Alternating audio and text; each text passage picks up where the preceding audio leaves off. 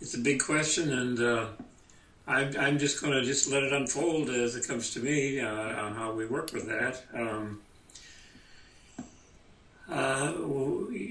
My dad, I talk a lot about my dad, but my dad was a Dutch Reform. And if you understand the Dutch Reform religion, it's a very strict religion. It's you don't even you only play baseball on Sunday. You go to ball games on Sunday. You don't go to movies. Sunday is a special day that all you do is go to church. And I mean, it's one of those real strict type of religions. However, as you know, as my dad began to get away from the strictness of the Dutch Reformed Church, he then moved from there into becoming a Methodist, which was a whole major change for him, because in the Methodist Church, you can go to a ball game, you can go to the movie, you can dance. They have in front of their church, God is love. But, as you also know, I learned a lot from my dad in this fact of intuition or gut feelings, because you remember that when I was with him, I was a senior in high school with him on that grain deal. And he said, now I'm going to teach you a great lesson in business. And he said, obviously we weren't coming to a solution to it with all these heavy weights that they were working on all day. So we, at the hotel room, he said, tonight what I'm going to do is, he said, I'm going to have this notepad by my bedside. And he said, I'm going to ask my Heavenly Father. And that's what he did, and during the night, the answer to the grain deal came to him, and the next morning we went into the meeting, and they all agreed to it. Now what is this, asking your Heavenly Father? Is it a gut feeling? Is it intuition? Is it sleeping on it? Is it becoming quiet and still and listening for some being awareness of being at one with some universal or divine intelligence? That created quite a question mark in my mind. And did it have something to do with religion, or is it something totally separate from religion? And then later on, as you know, in my own experience, when I was locked in that freezer, I was faced absolute death in that freezer. I'd have froze within just a short while. But I remembered my dad, as you remember, and I got down on my hands and knees. Now, at that point, in the service, I was in the Seabees.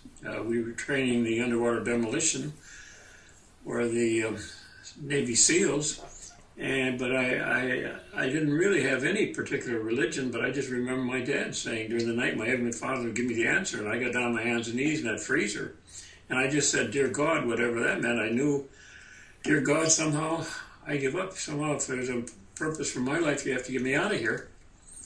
And I heard an audible voice. I don't know if anybody else would have heard it or not, but I heard an audible voice, and it gave me a direction. I hesitated for a while, but then I followed that direction, and a miraculous release took place. Then later on, when I met Mr. Charlson, here's a man that, again, didn't have much formal education, but he became very, very wealthy because he had the capability of inventing all kinds of things, including orbital motors and fluid hydraulics and so forth. But I'll never forget my first visit with him. He said, when I have a problem in my little engineering company, which grew to be a huge engineering company, but he said, whenever I have a problem, I just write it out on a piece of paper. I would close my eyes and I'd meditate on it. And he said, all of a sudden, in my mind's eye, I'd get the answer. And as you remember the story, Tim, he said, I'd bring it back to my engineers, who were very qualified, experienced engineers, well-educated, and they'd say to him, it can't be done. And he said, I didn't know how to even talk to him about it until I created a prototype. And here, all of a sudden, when we were talking, I said, well, what kind of a religion do you follow? He said, well, I'm a theosophist. I thought, well, how about that? A theosophist. Theosophist comes from Blavatsky. It originated in Russia, basically. And so here we have my dad, who was a Dutch Reform, a Methodist, getting some kind of an answer from that level of silence. Here I got an answer from that level of silence and didn't know really what I professed as far as a religion. Here Mr. Charlson got some answer from that level of silence, and he's a theosophist. So obviously, there's an area here where we have to transcend, in quotes, religion. We have to go beyond that religion. Spirituality and religion are totally different breed of cats. I think we all tapped into our spiritual essence of being. And so when you begin to see that and reason along those lines, then you say, well, okay, how did all these religions start? And where did it lead us? And you can go back to most of them, but as you and I have talked before, they're only basically half a dozen or so original sacred writings, one of them being the Bible. But from those original sacred writings have stemmed thousands of religions. And so when we talk about, most of us, we can talk about Christianity because that's probably the predominant one of the folks that are be listening. However, you'll find the same pattern in almost all religions. And you go back into Christianity, and you go back to the time of Pontius Pilate, when the Jews were concerned because Jesus was creating quite a stir. At that time, he was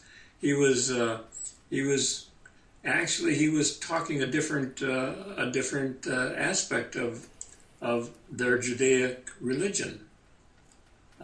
He was much more of a metaphysician than he was taking the Bible literally. And they kept trying to tell him he was on the wrong track, and he kept telling them that. They kept telling him he was destroying the Mosaic Law. He kept saying, no, I'm not destroying anything. I'm just bringing a new insight to it. I'm just bringing a sense of fulfillment to the original meanings. And so it ended up he got crucified, but there's a whole story there that we'll talk about at some point.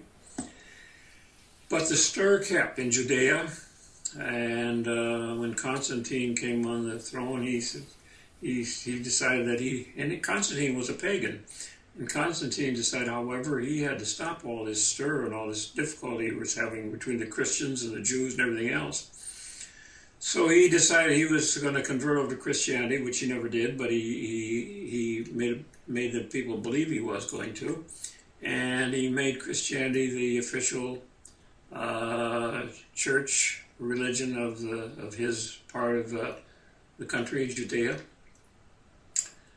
And you can go in this, I'm making this oversimplified, Tim. You can just go into Google or any place and get all the exact dates and everything else. But this is the essence of just of the story of the way it happened. Then now he knew that he had lots of people he had to control via what they call religion. And so number one, he pulled all the Bibles away from everybody, and then he instructed the people that were the scribes to write it in the principles that he would dictate to them, basically, in order to control the people. And in order to control the people, you've got to have a fear factor involved. If you do what we tell you to do, you go to heaven. If you don't do what we tell you to do, you go to hell. You control the people basically by keeping them ignorant and keeping them in poverty, and making it so difficult that no one can understand all the ritual and everything else that's going on, other than someone's doing it for you so that you're going to get better and go to heaven. Well, that incorporated that what it did is just reinforced the duality of life.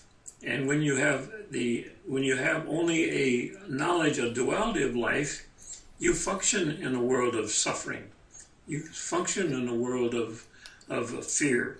You function in a world of sin. You function in a world of poverty. And that becomes such a deep-seated belief pattern that it's you don't see anything but that. That's the world you live in. And at some point, you got to begin to realize, hey, wait a while, I've had enough of that.